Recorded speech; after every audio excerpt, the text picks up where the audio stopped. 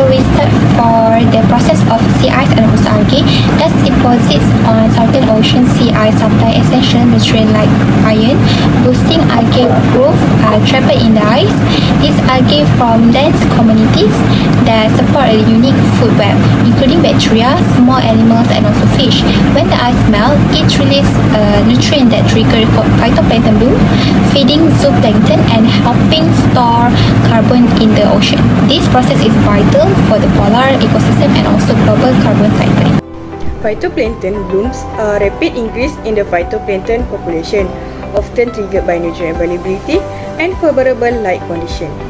These blooms are essentially for primary production, forming the base of the marine food web and significantly contribute to the carbon fixation in the ocean. Hi everyone, I'll be explaining how nutrients are transported through the animal food cycle in the southern ocean. The cycle starts with copepods feeding on phytoplankton. Krill then eat the copepods and become food for fish, squid, seals and whales. As each animal feeds on another, nutrients like nitrogen and iron are passed along the food chain.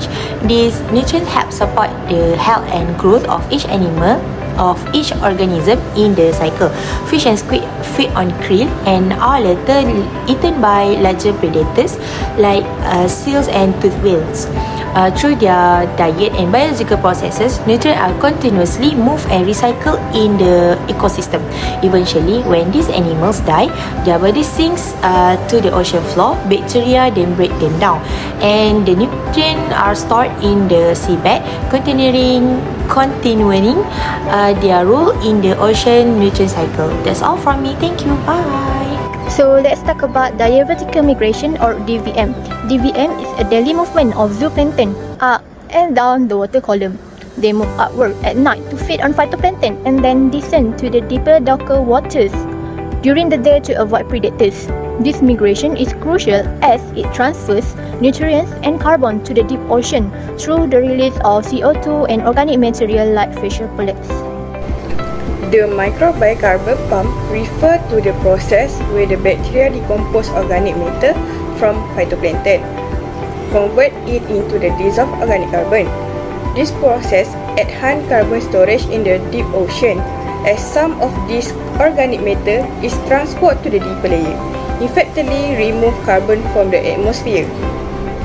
The Antarctic Circumpolar Current is the strongest current encircling Antarctica due to loss of continents that act as barriers.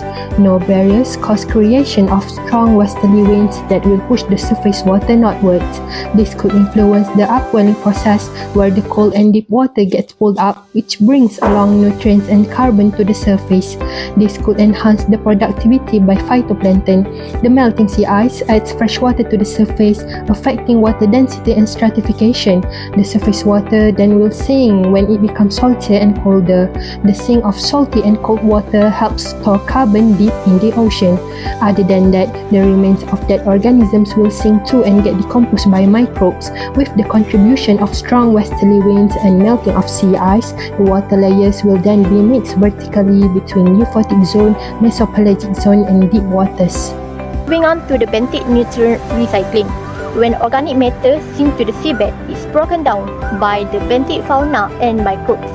This process regenerates nutrients and then recycles back to the upper ocean layers, especially during upwelling events. The Southern Ocean is a vital component of Earth's climate system and nutrient cycling. It acts as a major sink for carbon dioxide and supports high productivity in otherwise nutrient-limited environment.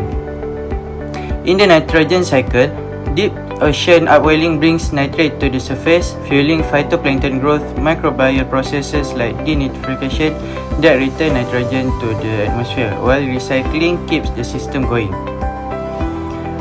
For the carbon cycle, the Southern Ocean absorbs carbon dioxide both physically through cold water mixing and biologically via phytoplankton photosynthesis. This makes it a powerful buffer against climate change. The phosphorus cycle, though less studied, is just as essential. It enters surface waters through upwelling and ice melt and is efficiently recycled by microbes to sustain marine life. Carbon sequestration is the long-term storage of carbon in the various forms. including the ocean sediment and deep water.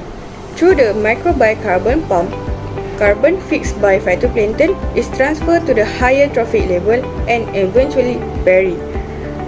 Play a crucial role in the mitigating climate change by reducing atmospheric carbon dioxide level.